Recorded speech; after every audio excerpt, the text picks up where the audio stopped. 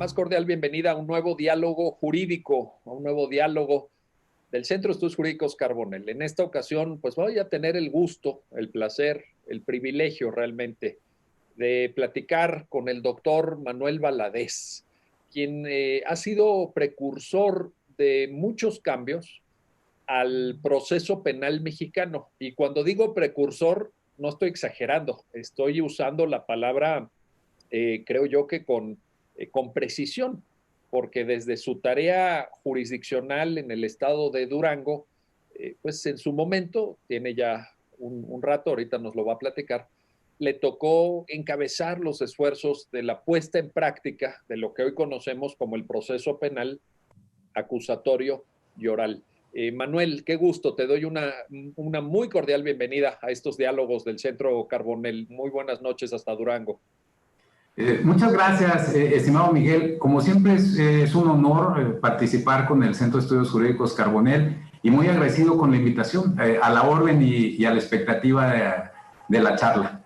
Oye, pues yo quería, y lo hicimos a propósito porque sabemos que acabas de publicar un nuevo libro, siempre eres muy inquieto académicamente, eres un gran profesor, divulgador, investigador también, además de tu tarea propiamente judicial.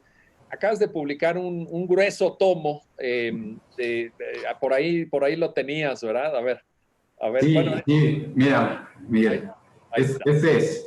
Ese es, Es Manual es Práctico de Litigación.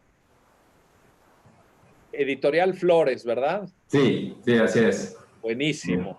Oye, pero tiene un enfoque y es de lo que, mira nada más, qué buen tomo, mira nada más. Sí. Oye, y a propósito de tu nuevo libro, pues yo te quería pues, invitar precisamente a esta charla porque me parece que aporta un enfoque original, un enfoque que hacía falta para el análisis pues, de estos temas del proceso penal en cuanto a el trabajo de asesores jurídicos de víctimas. Y lo primero que te quiero preguntar en esta lógica de la construcción de tu libro, Manuel, es sobre el lugar de la víctima en el proceso penal, porque yo me acuerdo que, digo, obviamente antes de todas estas reformas de 2008 para acá, pues la víctima no figuraba, la víctima era un invitado, pero si acaso silencioso, y digo si acaso, que ni siquiera en todos los casos, pero ahora no, ahora, ¿por qué vale la pena hablar de la víctima? ¿Qué lugar tiene la víctima en el nuevo modelo del proceso acusatorio, Manuel? Sí, muchas gracias, Miguel. Desde luego, es el enfoque que quise desarrollar en el libro, un tratamiento muy práctico para los asesores jurídicos de víctimas, esta figura que surge a partir de la reforma constitucional de 18 de junio de 2008 para apoyo a las víctimas, que cabe decir, como bien señalas, ahorita que te escuchaba recordar, por ejemplo, autores como Moisés Moreno, que cuando se refieren a la historia de la víctima en el derecho penal mexicano, dicen que la víctima ha sido una especie de convidado de piedra, un mero observador del proceso penal, o incluso le han llamado la cenicienta del derecho penal, en donde pues sí lo tenemos allá la víctima reconocida desde luego, mira, muchas gracias, nos das materia para trabajo de los estudiosos del derecho penal, pero pareciera que la víctima siempre quedaba en un segundo plano, en donde poco importaba a final de cuentas lo que pasaba con ella. Entonces, una parte esencial de la reforma de 2008, toda la columna vertebral del artículo 20 y ese apartado C que tiene ahora en la Constitución, pues es darle una nueva dimensión a la víctima, y una de las herramientas esenciales para lograr esto es darle un asesor jurídico, es decir, un abogado dedicado específicamente a proteger sus intereses. Oye, qué bueno que lo mencionas porque en esta lógica de la figura del asesor jurídico victimal, pues creo que hay una oportunidad para quienes estudian derecho, para quienes ya ejercen como abogadas, como abogados, para desempeñarse, porque tradicionalmente en el proceso penal, digamos, mixto o inquisitivo mixto, era Ministerio Público, defensor y si acaso por ahí un papel de coadyuvancia, ¿no? Pero hoy ya tenemos una figura muy sustantiva y te quería preguntar, Manuel, ¿este papel de asesor jurídico de las víctimas requiere de alguna preparación especial? requiere de algún trabajo con una cierta metodología específica o basta con ser penalista? ¿Tú qué nos podrías comentar al respecto, por favor? Es una excelente pregunta porque, en primer término, hay que decir que de manera tradicional al abogado mexicano que le gustaba dedicarse al derecho penal, pues así muy claro era, o tomas la vía institucional y eres agente del Ministerio Público, o bien te vas a la defensa, desde luego también una defensa pública o privada. Y hay mucho trabajo, muchos antecedentes, muchos grandes abogados, defensores penales, que desde luego han estado trabajando. Y pues también la otra cara, que me toca hablar de ella y con mucha dignidad, que es el juzgar en la materia penal. Sin embargo, a partir de la reforma constitucional de 2008, surge un nuevo perfil, un nuevo rol a desempeñar, que es precisamente el de asesor jurídico, el abogado victimal, que da un perfil completamente nuevo. Es decir, en los roles que teníamos ya asignados en el escenario penal en cuanto al que acusa, al que defiende y al que resuelve finalmente, encontramos ahora al asesor jurídico como un abogado dedicado específicamente a proteger los derechos de las víctimas. Y aquí yo diría, y es una frase que acuño ahí en el libro, desde mi punto de vista, para ser un gran asesor jurídico se debiera de ser un excelente Ministerio Público. ¿A qué me refiero con eso?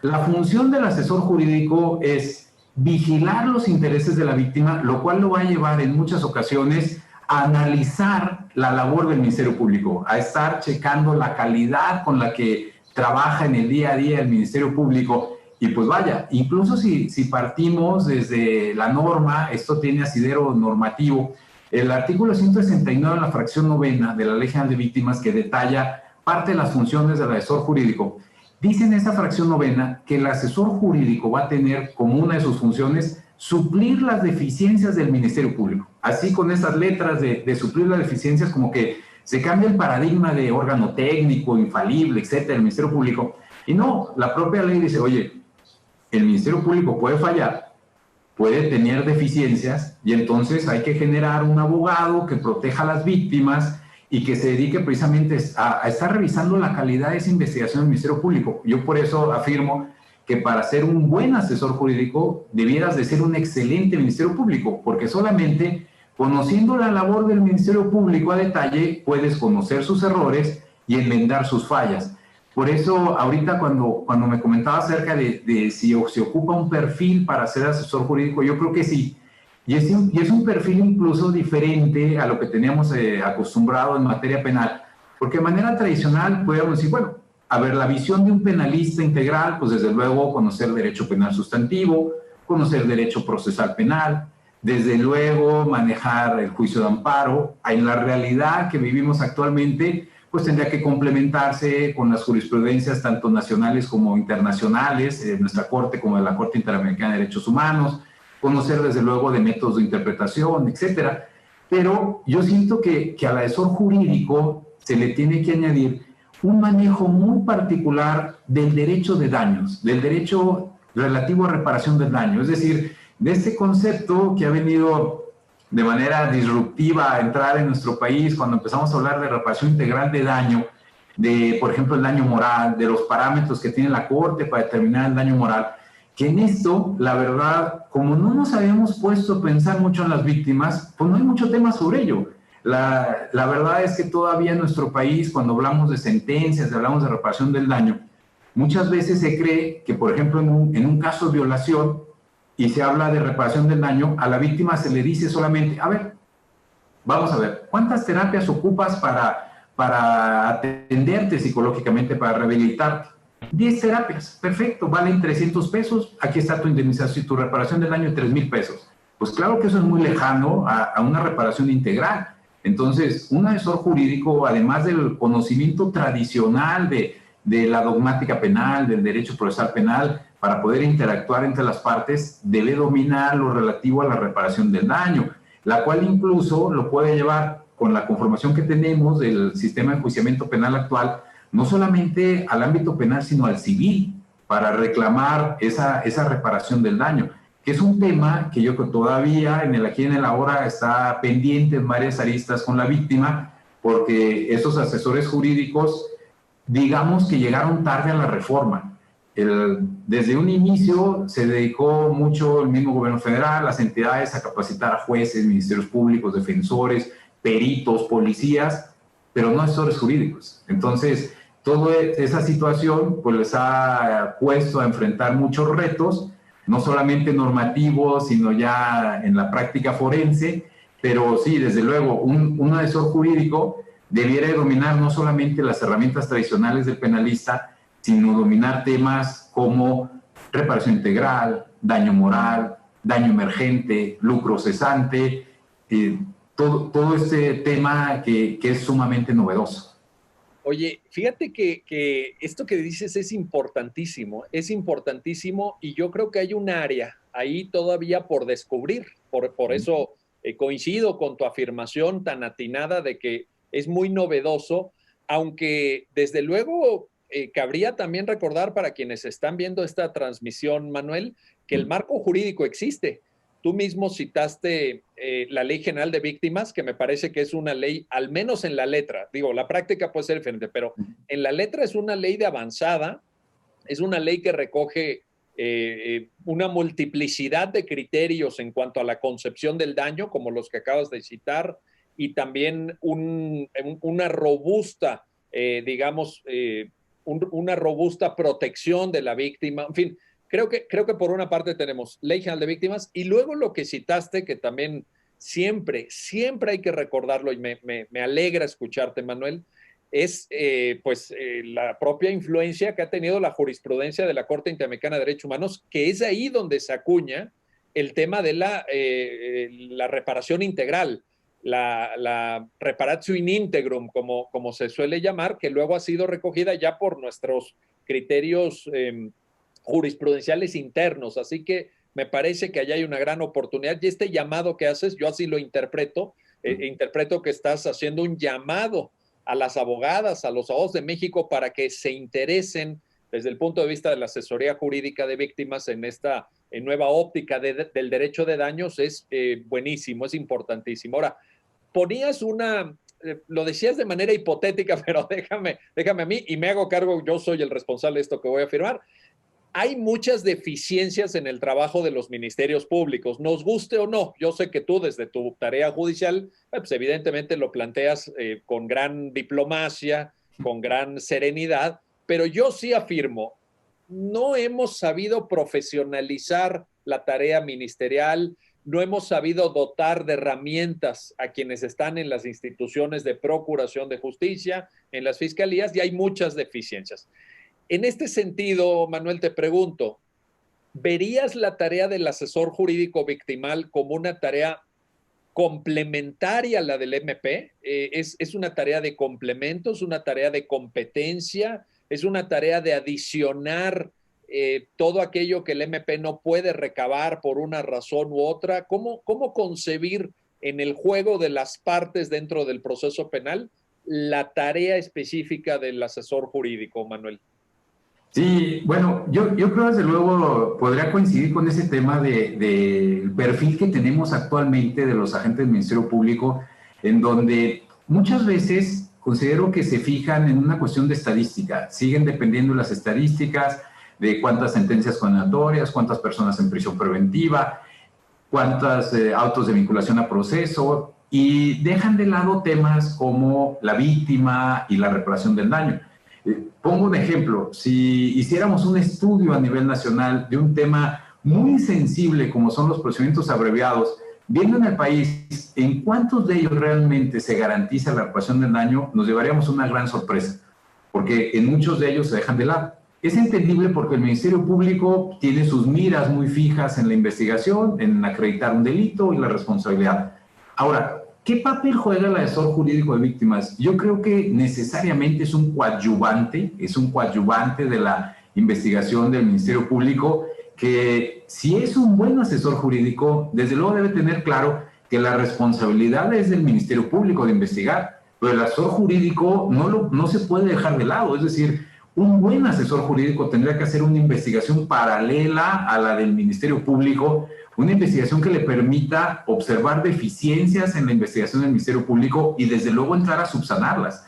El proceso penal mexicano permite esa posibilidad de que incluso cuando termina la investigación y el Ministerio Público entrega la acusación al juez de control para que se reparta, se distribuya a las partes, de que el asesor jurídico la revise y diga, caramba, esto está incompleto y voy a tener que enmendarle la plana al Ministerio Público ofreciendo medios de prueba para que tenga éxito a final de cuentas la víctima. Y aquí desde luego hay que precisar que a la víctima en un inicio se le contempló únicamente en su área de interés a la reparación del daño, pero hemos descubierto desde luego que para poder acceder a una condena en reparación del daño tiene que acreditarse el delito y la responsabilidad. Entonces, desde luego que un asesor jurídico debe ser coadyuvante en la labor del Ministerio Público, aunque también hay que decir una cosa, esa coadyuvancia no siempre es tersa, no siempre es bien recibida de parte del Ministerio Público, porque ¿qué es lo que ha pasado? El Ministerio Público, desde el siglo pasado que teníamos el sistema tradicional, era muy señor de la investigación. La víctima, si quería tener una comunicación con el juez, tenía que ir a tocar primero la puerta del Ministerio Público y decirle, oye, Ministerio Público, mira, traigo esta petición, a ver si eres tan amable en llevársela al juez. Y desde luego que la víctima se daba grandes sorpresas cuando llegaba la sentencia, en muchos casos, en donde se condenaba a la persona, pero se le absolvía en cuanto a reparación del daño, porque el Ministerio Público a lo mejor guardó ahí la factura en su escritorio y nunca se la llevó al juez. Y entonces, pues para la víctima era un absurdo. Imaginemos un caso, un hecho de tránsito donde le digan a la víctima, mira, él es culpable de haberte chocado tu vehículo, pero lo va a absolver de reparación del daño porque el Ministerio Público no me trajo ninguna factura de reparación del daño. Entonces, obviamente, eso es chocante para cualquiera. Ahora, ¿qué sucede ahora en el sistema acusatorio? Desde luego que el asesor jurídico, un buen asesor jurídico, debe estar vigilante, así digamos como un tercer observador, checando los pasos que da el Ministerio Público. Y eso es incómodo. Yo lo he observado que es como si de repente me dijeran a mí, oye, ¿sabes qué? Mira, te voy a poner una persona aquí atrás que esté checando lo que estás diciendo y si dices algo fuera del lugar que te diga, espérame, se está equivocando. Entonces, los ministerios públicos en una buena cantidad de casos no responden positivamente a la presencia del asesor jurídico. Yo te pongo un ejemplo, Miguel. Hay muchos casos a nivel nacional en donde los agentes del Ministerio Público no les quieren entregar ni siquiera copia de la carpeta de investigación a los asesores jurídicos. Increíble. Y entonces... A ver, hay que decirlo claramente. Yo creo que allí hay una violación de derechos humanos. ¿Sí estamos de acuerdo o no? Sí, desde luego. Y es un tema increíble. Yo, de manera particular, yo digo, bueno, caramba, hubo el año pasado, antepasado, prepandemia, tuve oportunidad de dar un curso a una comisión de víctimas de otra entidad y en una de las partes del curso me dicen, oiga, ¿verdad que yo tengo derecho a que me den copia de la carpeta? Caramba, a ver, espérame. Pues, o sea, ya me queda claro el nivel de donde estamos. Y esa es la realidad. Muchos ministerios públicos dicen, a ver, pues a la defensa estoy obligado y ¿a qué? Va la carpeta. Al asesor jurídico no se lo dan. Y vaya, traslapemos ese tema a cualquier área del derecho en donde nos digan, oye, vas a llevar la defensa de alguien sin expediente, sin documentos, sin antecedentes. Pues es imposible, es caer en una simulación. Y entonces los ministerios públicos y los asesores en muchos casos han chocado. A mí me han tocado audiencias en donde el asesor jurídico de plano me dice, oiga, ¿sabe qué? Yo no estoy de acuerdo con el Ministerio Público. Yo considero que está investigando mal o que está clasificando mal el hecho. Y ese es un tema que incluso, por ejemplo, a nivel de tesis jurisprudenciales, ya hay un antecedente, me parece que todavía es aislada desde hace poco, en donde decían, a ver, ¿qué sucede si, por ejemplo, en juicio oral tienen oportunidad, desde luego el código lo reconoce, de exponer alegatos de apertura y clausura tanto el Ministerio Público como el asesor jurídico? ¿Qué pasa si son contradictorios? ¿Qué pasa si defienden teorías del caso diferentes en cuanto al delito que ocurrió? Y entonces, ¿qué va a pasar? Y la tesis, desde mi punto de vista, es adecuada porque dice, bueno, aunque haya divergencia, pues el que tiene el ejercicio de la acción penal y la responsabilidad es el Ministerio Público. Pero desde luego que esta figura del asesor jurídico está teniendo que ir rompiendo paradigmas, chocando incluso en contra del Ministerio Público, en contra de sus ineficiencias, en contra incluso de donde están a veces orgánicamente los asesores jurídicos de víctimas del Estado. Porque hay asesores jurídicos, hay comisiones de víctimas estatales que dependen de la Fiscalía. Y entonces, si te ponen con el que vas supuestamente a vigilar, pues yo creo que desde ahí tenemos un problema. Y entonces vemos muchas audiencias en México en donde al momento que se le pregunta al asesor jurídico, oiga, asesor, acabas de escuchar al Ministerio Público, ¿qué opinas?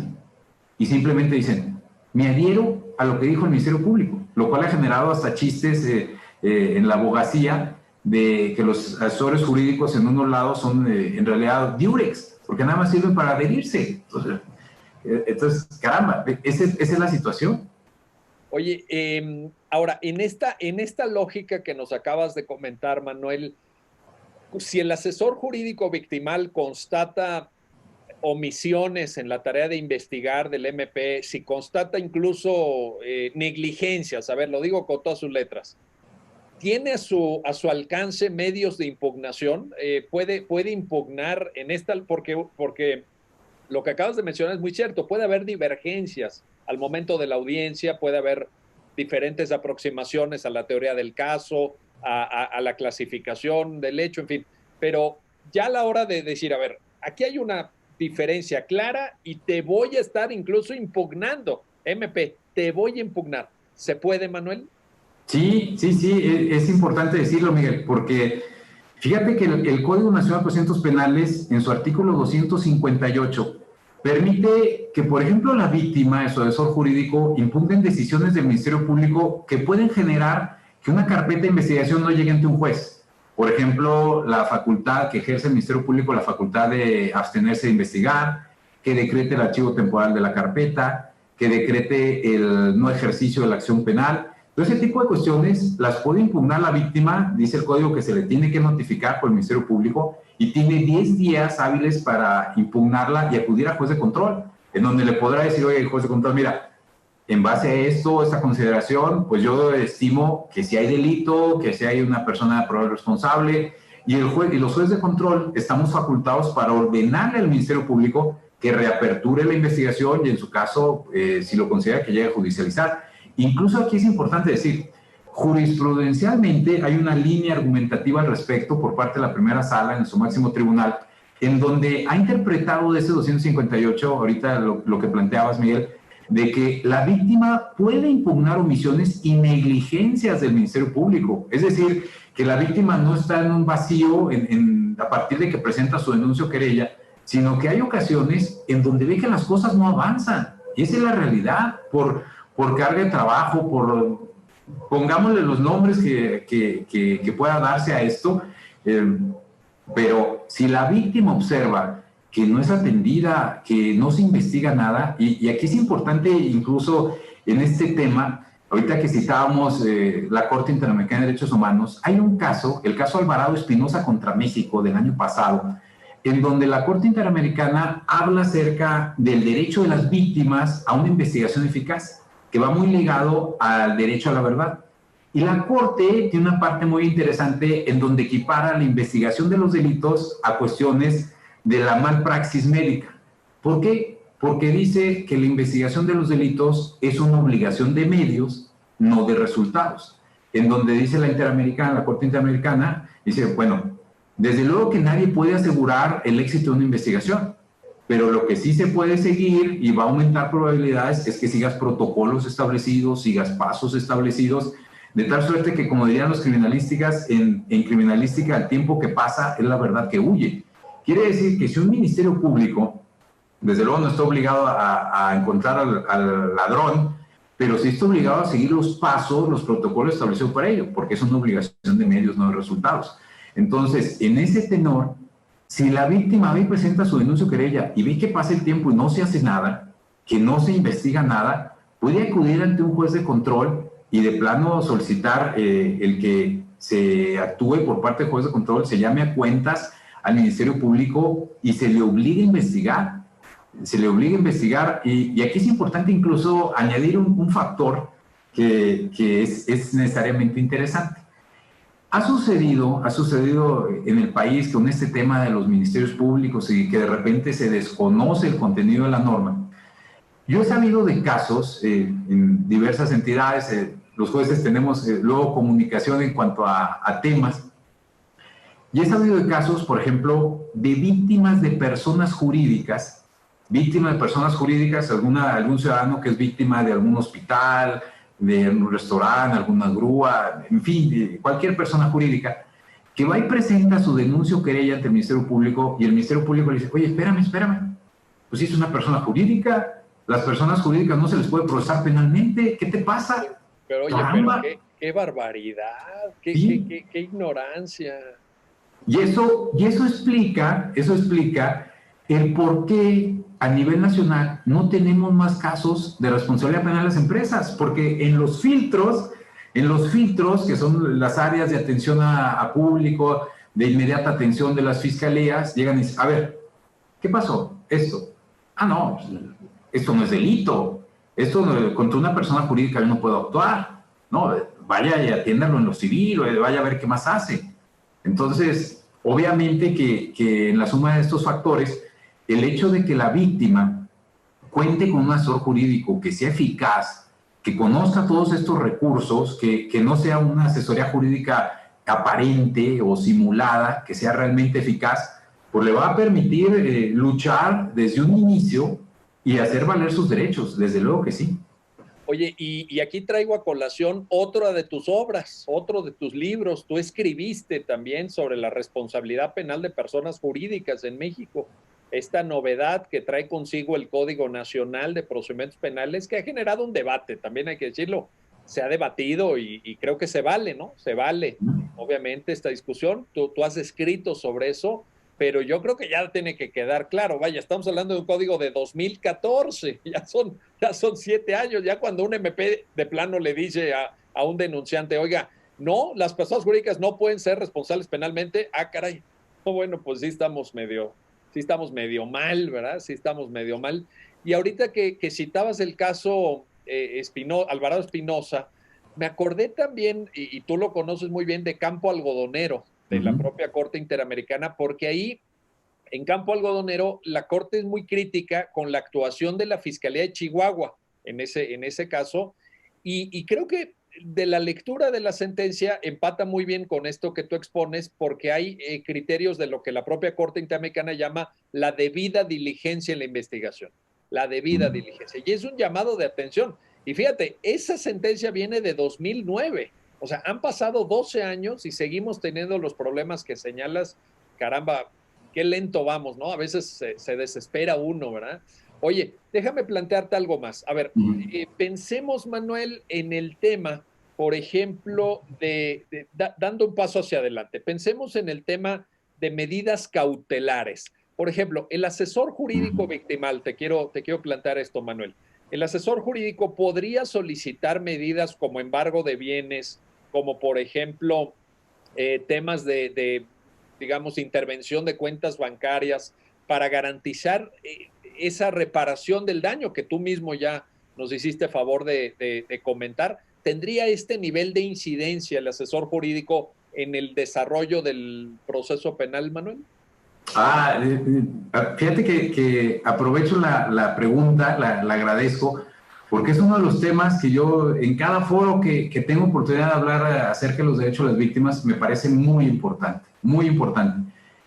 Cuando empezamos a andar en el sistema acusatorio, mucho se dijo que a nivel social, de manera común en la realidad mexicana, siempre se hablaba de que cuando una persona cometió un hecho delictivo, pues simplemente había que preguntar si por ese delito tenía derecho a salir bajo fianza o no. Entonces estaba hasta cierto modo vinculada a la cuestión de un pago con la posible libertad. Bueno, cuando llega el sistema acusatorio se desaparece esta posibilidad de las fianzas, de las cauciones, porque ya la libertad de la persona no dependía o no tenía un vínculo directo con la posible reparación del daño.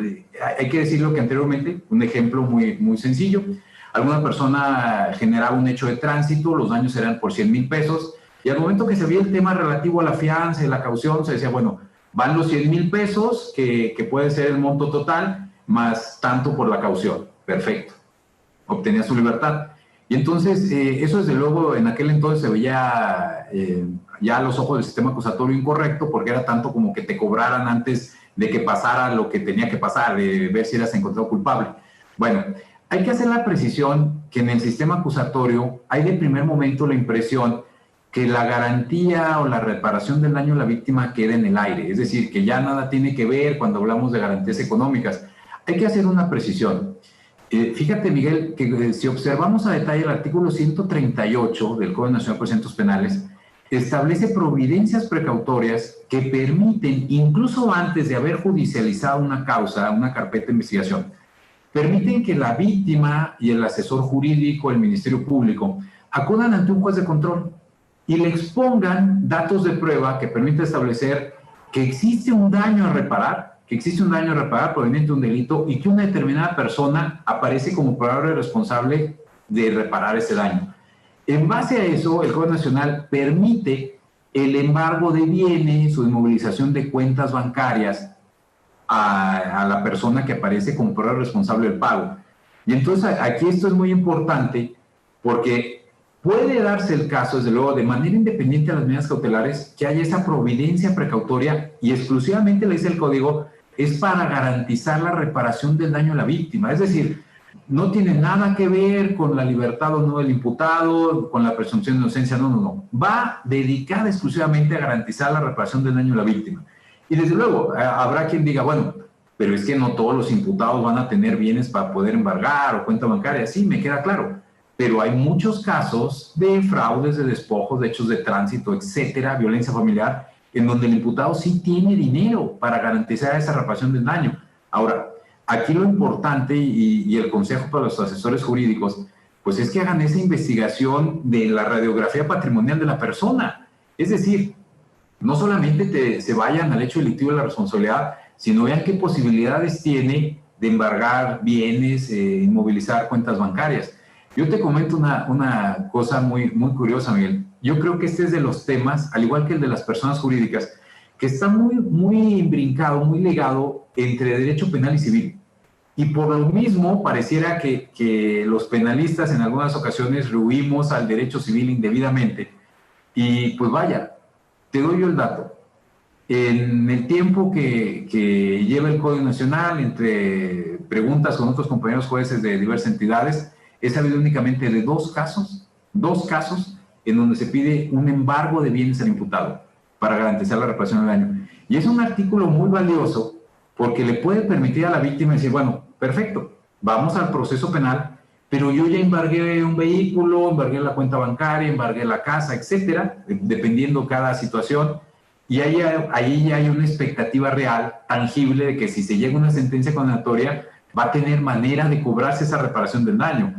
Porque no lo hemos tratado, pero lo que luego no se dice es que muchas veces cuando se llega a dictar una sentencia y no hay garantía de reparación del daño, al momento que el asunto pasa a un juez de ejecución, el juez de ejecución podrá iniciar el incidente para lograr el cobro, pero no llevan a cabo embargos, no llevan a cabo remates, porque cuando llega el asunto hasta ese grado, dicen que no tienen competencia. Y entonces la víctima se tiene que ir con su sentencia a la vía civil a buscar el cobro y la reparación del daño, y entonces la dejamos igual. Y si esto le añadimos que, por ejemplo, en materia de procedimiento abreviado, yo lo comentaba hace rato, en el procedimiento abreviado implicaría que el imputado, para acceder al abreviado, garantizara la reparación del daño, pero no lo hacen. Y en muchas partes del país así se autorizan los abreviados. Entonces, la víctima queda defraudada en su expectativa. Y este artículo 138 de providencias precautorias permite incluso antes de iniciar el proceso penal con la audiencia inicial, incluso antes, imaginemos, llegamos ahorita con cualquier juez de control, señor juez, mire, hay este hecho criminal, tenemos este monto probable de reparación del daño y bajo esta información, fulano de tal aparece como probable responsable. El juez, aún sin formular la imputación, puede ordenar un embargo precautorio de bienes y cuentas bancarias. No se hace, o sea, simplemente no se hace, y yo creo que no se hace porque el Ministerio Público tiene otras miras. El Ministerio Público va a acreditar el hecho y la responsabilidad, eso es su finalidad. Eso es del asesor jurídico. O sea, un buen asesor debe ser un buen investigador del patrimonio del imputado para lograr asegurar, garantizar la reparación del daño a la víctima, desde luego. Ahí está, pues es también otra oportunidad más. Nos acabas de dar bastantes pistas, nos estás dando muchas sugerencias muy prácticas, muy útiles, y además lo que me gusta mucho es que nos estás dando el fundamento también, nos estás mandando el mensaje muy claro, búsquenle por aquí, ese es el precepto, ese es el artículo, y no que de pronto quedan este tipo de cuestiones un poco en el aire, y lo dices muy bien además. pues pensando no necesariamente de mala fe, sino pensando porque a veces se desconocen todas estas áreas de oportunidad para mejorar, porque también en esto que señalas de decir, oiga, aquí está su papelito, ¿verdad? Por la vía penal, ya obtuvo usted una sentencia condenatoria, ahora váyase a la vía civil, perdón, pero eso me suena mucho a denegación de justicia en la práctica. Oye, si ya después de un proceso penal donde probablemente la víctima ya haya salido pues hasta agotada, ¿no? Incluso hasta ya cansada un tanto, decir, ahora empieza desde cero por la vía civil. Oh, bueno, yo creo que eso es prodigar la impunidad que ya de por sí existe, que ya de por sí, pues sabemos que invariablemente caracteriza al sistema penal en su conjunto. Pues ahora sí, pues de esa manera que señalas, yo creo que estamos ante un claro, digamos, un claro camino de denegación de justicia. Y esto es lo que creo que no podemos permitir. Déjame plantearte algo más, Manuel. Mira,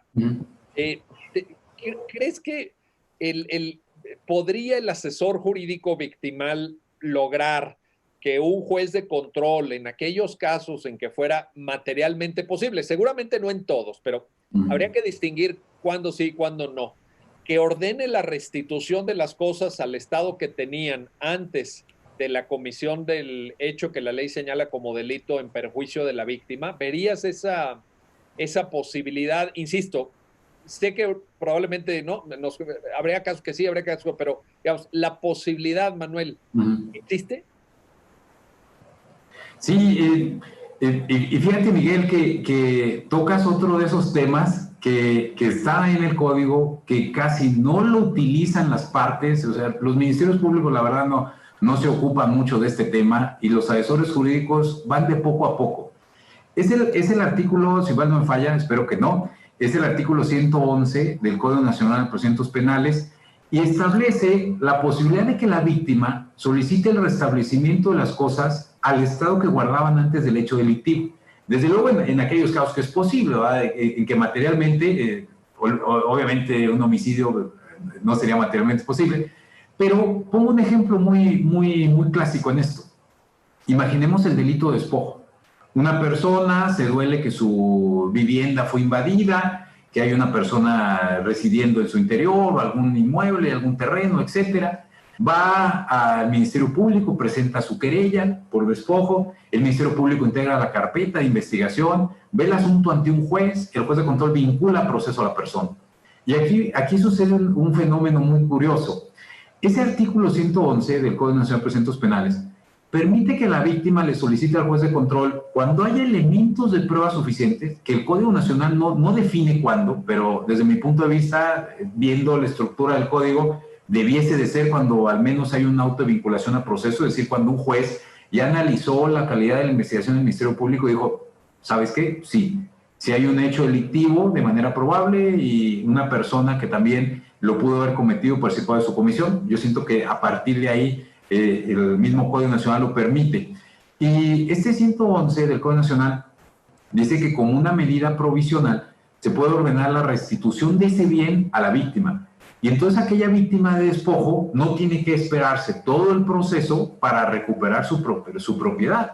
Y aquí es un tema interesante, porque cuando empezamos a andar sobre esta cuestión del restablecimiento de las cosas a su estado previo, hubo algunas ocasiones que los defensores de los imputados decían, oiga, no, es que él no puede devolver el inmueble porque atentaría contra su presunción de inocencia. Es decir, todavía no lo sentenciamos y entonces, ¿por qué va a regresar la casa? Y yo siento que esto es un falso dilema, muy similar a temas que hay sobre prisión preventiva, porque, vaya, habría que decir que esta medida del Código Nacional es una medida provisional. Es decir, si después resulta que la persona es inocente, pues tendrá derecho a la devolución del inmueble. ¿Sí? Ahora, el hecho de que se ordene por un juez de control la devolución del inmueble a la víctima prejuzga sobre la culpabilidad del imputado, no tiene relación. O sea, es un tema completamente diverso, en donde una cosa es que el juez de control diga, a ver, te acabo de vincular a proceso por delito de despojo, en base a la exposición que hubo de manera pública y contradictoria con el apoyo de tu defensor. Aparecen datos que hacen creíble que sea este inmueble propiedad de la víctima, bueno, va de regreso. Eso no prejuzga de forma alguna porque la persona vaya a ser encontrada culpable, ni mucho menos, es una medida provisional, ¿sí? Yo lo preciso porque en un momento se alegaba esto por algunos defensores diciendo, no, es que va a vulnerar la presunción de inocencia. Sin embargo, hay que decir también que si tomamos esa postura, llegaremos al absurdo. Imaginemos una persona que se ve desposeída de su vivienda, acude a la autoridad va con un juez de control, el juez de control dice, ¿sabes qué? Sí, te vinculo a proceso, es correcto, y permitamos que el imputado siga viviendo en la vivienda, o sea, siga viviendo todo en el proceso y de repente me ha tocado ver personas que van y cometen despojo, se les vincula a proceso, apelan, se van al amparo indirecto, se van en revisión y duran, porque a pesar de que ahora el sistema acusatorio se dice que iba a ser muy veloz, de repente hay apelaciones, amparos y malas prácticas de las partes, y de repente tenemos carpetas de hace 3 años todavía con vida, caminando, y mientras la persona, el imputado, sigue en el inmueble. Y hay ocasiones que los asuntos de despojo van caminando, y de repente le hacen la gran oferta a la víctima, ya en etapa intermedia o casi en juicio, decirle, mira, el acuerdo es que te voy a devolver tu inmueble y me otorgas el perdón. Caramba. Y mientras siguió viviendo la persona cómodamente. A mí me parece así como si fuera igual, si aplicáramos esto en analogía, como si una persona le roban un celular y igualmente pide la devolución del teléfono y dice, espérame, no podemos afectar la presunción de inocencia del imputado, que lo tenemos por robo, vamos a dejar que corran las cosas y ya después veremos. Entonces, esta es una figura que también los asesores jurídicos casi no la utilizan. Y si vamos viendo, el Código Nacional tiene muchas herramientas, como la que decíamos hace rato, de providencias precatorias para garantizar la reparación del daño a la víctima, o como esta, para lograr el restablecimiento de las cosas al estado que tenían de forma previa al delito. Y en este caso, decirle a la víctima, ¿sabes qué? Si ya lo vinculé a proceso por el delito de despojo, caramba, ordeno que te restituyan en tu inmueble y adelante. Si no, vamos, desde mi punto de vista, en una indebida interpretación, o a lo mejor en un hipergarantismo, diciendo que todo pueda tener vinculación con la presunción de inocencia, siendo que son temas completamente diferentes. Oye, y ahora, en esto, Manuel, escuchándote, estaba yo pensando en la visión que me parece que podríamos calificar como moderna, de qué implica una medida cautelar. ¿Qué implica una medida cautelar? Porque recordaba pues toda la discusión que ha habido sobre la suspensión del acto reclamado en el juicio de amparo, que en una aproximación tradicional, pues según explicaban los autores clásicos, consistía en dejar las cosas en el estado en el que se encuentran al momento de tramitar por la vía incidental la suspensión. Pero ahora una visión, repito, más moderna, con conceptos como apariencia del buen derecho, por ejemplo, ya permite estos efectos restitutorios, que además retomo tu misma argumentación, retomo tu misma lógica, no prejuzgan sobre el fondo del asunto. Es decir, es un trámite incidental dentro de el proceso de amparo principal, pero no hay un prejuicio, porque pues si no, imagínate, entonces el incidente condicionaría la resolución del caso de fondo. Evidentemente lo que tú señalas es totalmente cierto, y empata, creo que empata muy bien con esa discusión, que por cierto, ya la Suprema Corte en materia de amparo reconoció los efectos restitutorios provisionales, como es natural en una medida cautelar, de la suspensión del acto reclamado. Y creo que tu argumento va muy en esa línea y empata también con lo que la propia Corte señala. Y un paréntesis ahí para que luego lo dejemos planteado para un diálogo más adelante. Fíjate que yo he escuchado muchas veces esta expresión que tú acabas de utilizar del hipergarantismo y la he discutido en muchos foros, y yo creo que probablemente responda a una no, digamos, adecuada comprensión del garantismo. Y no lo digo respecto de ti, obviamente, que tú lo conoces y sobradamente, y sé que eres lector de Ferrayol y de todos los autores con los que nos hemos formado, pero hay personas que usan el concepto de hipergarantismo para desacreditar precisamente pues todo el avance de los derechos humanos en el proceso penal e incluso de los derechos de las víctimas, que también son derechos humanos. Es decir, no, porque hay gente que dice, no, los derechos humanos son los derechos del imputado. No, mire, los derechos humanos concurren en el imputado y en la figura de la propia víctima. Y yo creo que hay una forma correcta de leer el garantismo que nos genera, en esta lógica que acabo de mencionar, de que hay derechos humanos de imputados y derechos humanos de víctimas, un cierto equilibrio, un equilibrio que se tiene que alcanzar y que se tiene que lograr, y tampoco pensar el garantismo como el conjunto de derechos de los imputados. Yo creo que ahí lo dejamos anotado para un próximo diálogo sobre el garantismo, porque vale mucho la pena, y tú has defendido a ultranza, como debe ser en la figura de un juez de control, los derechos humanos. Oye, déjame te planteo otro tema. Quiero retomar algo que tú mencionabas al inicio, el procedimiento abreviado, porque el procedimiento abreviado pues se presenta como una de las grandes novedades del código, como una de las, y yo creo que tiene una gran trascendencia en la práctica, como que ha sido uno de los grandes descubrimientos para las partes del proceso penal, ¿no? Vámonos al abreviado y el abreviado. Ahora, te quiero plantear esto, Manuel. ¿Tú consideras, con tu experiencia práctica, con tu carácter de precursor, que lo eres y te lo reconocemos unánimemente, de las audiencias orales, del proceso penal acusatorio, etcétera, que en el abreviado se garantizan efectivamente los derechos de las víctimas o no? Me refiero a la práctica, no me refiero a lo que pudiera estar establecido en el código, en la propia ley general de víctimas. ¿El procedimiento abreviado sirve? ¿Ha logrado ese objetivo de tutelar efectivamente a la víctima o no? ¿Qué opina Manuel Valadez de esto? Yo creo que en la práctica no, Miguel. O sea, si lo vemos desde el contexto normativo, es totalmente defendible, es una vía aceptable. En el mismo el juez de control asume ese rol de garante de los derechos de las partes, tanto de imputados como de víctimas. Sin embargo, yo siento que el procedimiento abreviado se ha visto, digamos, muy influenciado por los intereses que conlleva. Es decir, un procedimiento abreviado es un sinónimo de condena en México. O sea, es un sinónimo de sentencia condenatoria. No puede haber sentencias absolutorias. Eso, desde luego, no soy ajeno a que hay de repente doctrina que defiende que pueda haber sentencias absolutorias. Yo creo que la única vía para una sentencia absolutoria en un procedimiento abreviado es una falla del juez, es una falla estructural del juez que presidió la audiencia, es la única vía. Ahora, ese procedimiento abreviado representa muchos intereses para las partes, es decir, para el Ministerio Público, que depende mucho de las estadísticas, le genera una sentencia condenatoria, una causa terminada, y desde luego le evita correr riesgos de un juicio oral en donde muchas veces en nuestro país no les va bien. Eso es la realidad. No es como el sistema tradicional en que un auto formal prisionero preludia una sentencia condenatoria. No ocurre así. Muchas veces suben a tribunal de enjuiciamiento y en ocasiones no encuentran a sus testigos, fallan sus testigos o simplemente tienen al testigo clave frente a ellos y no saben interrogarlo.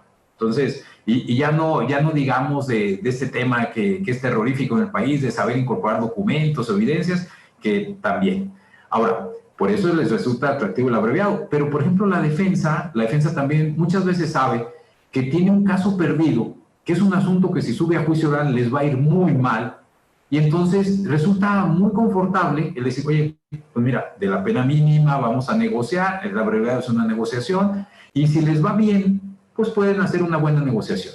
Que desde luego esta parte de la negociación también está en una zona de opacidad en el país, porque en muchos lados no hay acuerdos de las fiscalías y vemos que de repente en el mismo asunto un día llega el Ministerio Público y dice, oye, te voy a reducir un día de la mínima.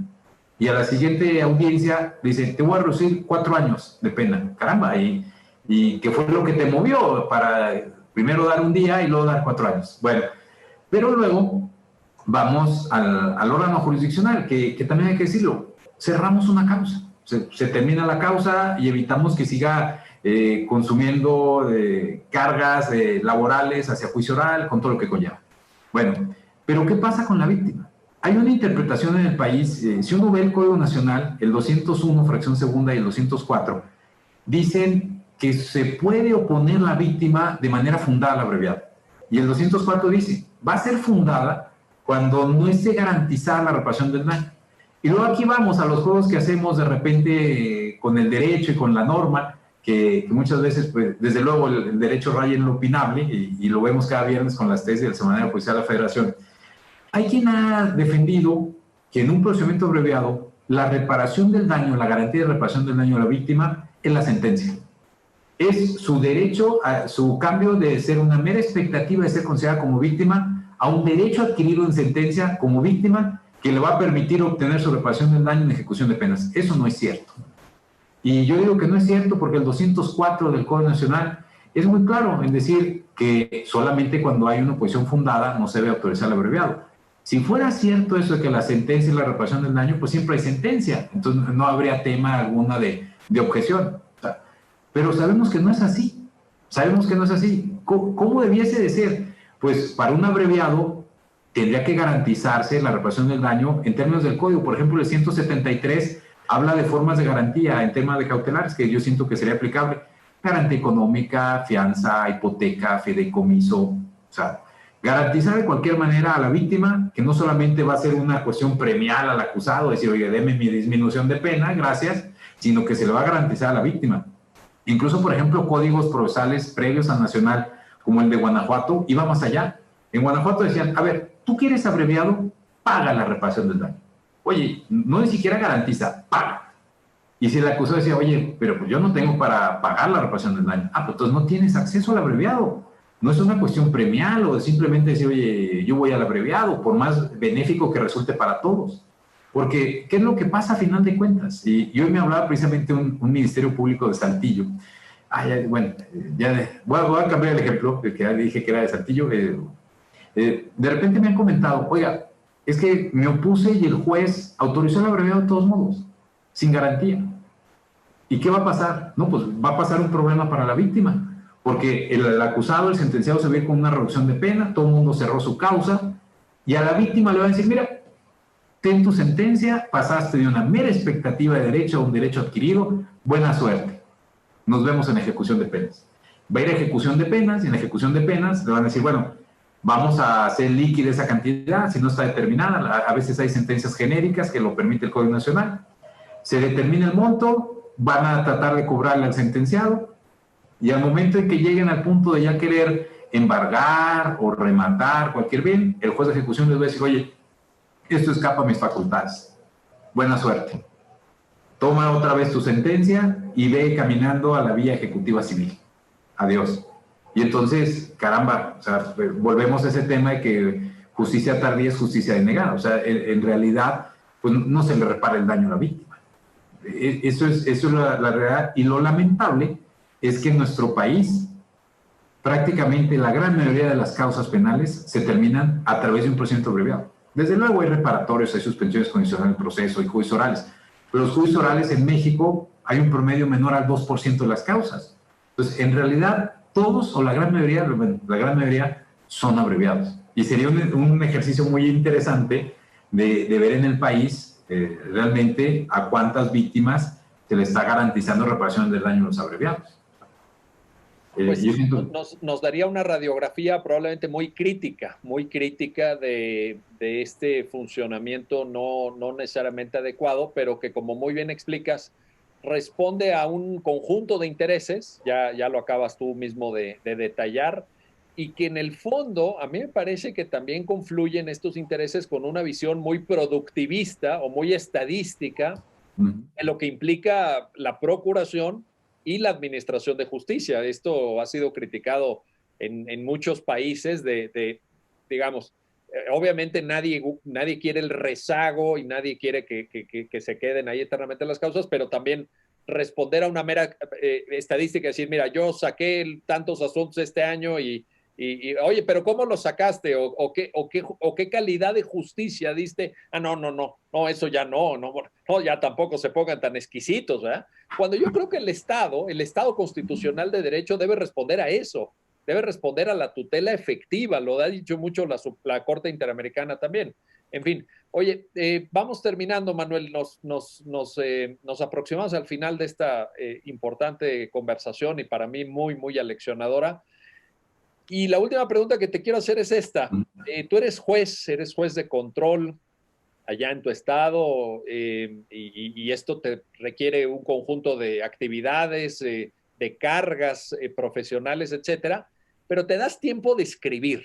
Y yo te quiero preguntar, ¿por qué un juez de control, pues que tiene su tarea y que tiene evidentemente su sueldo para hacer su trabajo, etcétera, pero ¿por qué escribir también? Y te lo comento porque, como tú sabes, es una práctica la que tú haces relativamente habitual en muchos países. Por ejemplo, en España, en Italia, en Estados Unidos, ni te digo, los jueces escriben, ¿no? Pues ahí está el legendario juez Richard Posner, ¿no? Que es una verdadera, tiene una productividad enorme, pero en México siento que debes ser de los pocos. Hay muchos jueces que tienen un libro, que tienen 2 libros, pero tú tienes una bibliografía enorme, tú tienes una producción muy, muy impresionante. ¿Qué te motiva? ¿Por qué Manuel Valadez dedica, yo me imagino que muchas horas todos los días, a esta producción académica? ¿Qué nos puedes comentar, Manuel, al respecto? Fíjate, Miguel, que desde que inició el sistema acusatorio, yo tengo la visión muy clara de que es un tema totalmente novedoso en nuestro país, y siento yo que los operadores, específicamente los juzgadores, tenemos una responsabilidad social en cuanto a difundir ese conocimiento que tenemos, ese acceso directamente a las audiencias que yo siempre lo he dicho. El conocimiento que tengo yo, desde luego, me dieron capacitación en el Poder Judicial de Durango, muy buena capacitación, y el aprendizaje que tengo en las audiencias, el día a día, va generando muchas experiencias que he podido plasmar, y que yo lo he sentido como una corresponsabilidad bueno, tenemos que ayudar a que se consolide el sistema. Recordaba ahorita que te escuchaba al doctor Jorge Bitker, que decía, bueno, es que ahora tenemos jueces académicos. Sí, yo siento que es esa mixtura en cuanto a todo lo que tiene la práctica, porque este tema del sistema acusatorio ha sido tan novedoso que de repente, de un plumazo, como se dice, pues hubo necesidad de repensar las bibliotecas y empezar a trabajar sobre esto. Y la verdad ha sido un caminar. Yo el primer libro que publiqué fue en el 2011, tengo ya 10 años en publicación, y ahorita orgullosamente este que te mostraba, es el 38, es el 38 de mis libros, y pues sigo con ese ánimo. Ahorita estoy precisamente pensando en uno sobre la prueba en el sistema acusatorio, pero sí con esa responsabilidad, y como dices tú, de repente entre audiencia y audiencia le avanzo unas 2, 3 páginas, en la tarde le sigo dando, y a veces en la noche, que creo luego es cuando uno escribe más confortable. Bueno, al menos a mí me funciona mucho, en donde ya la familia dice buenas noches, etcétera, y te dedicas a escribir y escribir. Y a mí me encanta escribir, me encanta dar clases también. Qué maravilla. Y lo haces muy bien, lo haces muy bien. Te felicito por eso, Manuel Valadez, y por compartirnos tu aprendizaje, esto que dices tú de la experiencia del día a día, que es invaluable, pues todo eso que tú conoces y administras como administrador de justicia que eres, como impartidor de justicia, y que te sientas con el compromiso y la responsabilidad de compartirlo. Pues caramba, ojalá que también te escuchen tus pares y que se animen, porque estamos ávidos de ese conocimiento que ustedes aportan. Gracias Manuel Valadez por esta conversación en estos diálogos del Centro de Estudios Jurídicos Carbonell, y gracias a todos los que nos ven por hacerlo posible.